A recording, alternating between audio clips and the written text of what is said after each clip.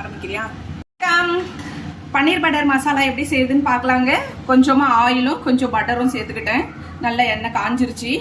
இப்போ வந்து பொடியாக சாப் பண்ணேன் ஆனியனும் பச்சை மிளகாய் கொஞ்சம் கருவேப்பிலை போட்டிருக்கேன். இது நல்லா கொஞ்சமாக ஃப்ரை ஆகட்டும். அதுக்குள்ளேயே நான் கொஞ்சம் இஞ்சி பூண்டு பேஸ்ட் அரைச்சி ரெடியாக வச்சுருக்கேங்க. இது வந்து வதங்கினதும் இதை சேர்த்துக்கலாம்.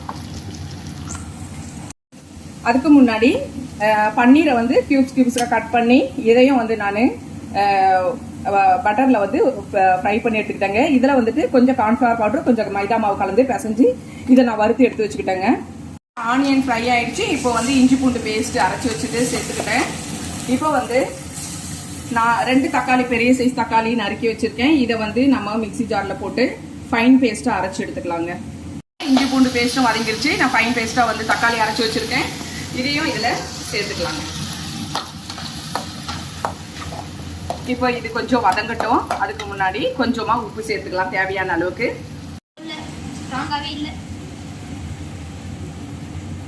அவ்வளோதாங்க, உப்பு சேர்த்துக்கிட்டேன் தேவையான அளவுக்கு. இப்போ கொஞ்சம் இது வதங்கட்டும். தக்காளி வதங்கிருச்சு. இப்போ கொஞ்சமாக ஆல்ரெடி பச்சை மிளகாய் போட்டிருக்கோம்.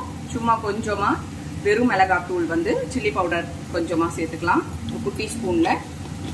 அடுத்து ஒரு 1/2 ஸ்பூன் வந்து சாட் மசாலா சேர்த்துக்கிறேங்க. அடுத்து கொஞ்சமாக சோயா சாஸ் சேர்த்துக்கலாம்.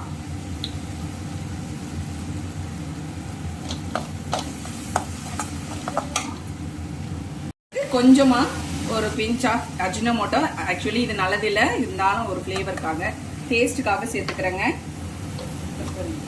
வதங்கிருச்சுங்க. கொஞ்சமாக தண்ணி விட்டு இது கொதிக்கட்டும். அது கொதிக்கும் போது இந்த கார்ன்ஃப்ளவர் பவுடர் தண்ணி விட்டு கலந்துருக்கேன் இல்லைங்களா, இதை வந்து நம்ம அதில் மிக்ஸ் பண்ணிக்கலாம். கொஞ்ச நேரம் இது கொதிக்கட்டும்.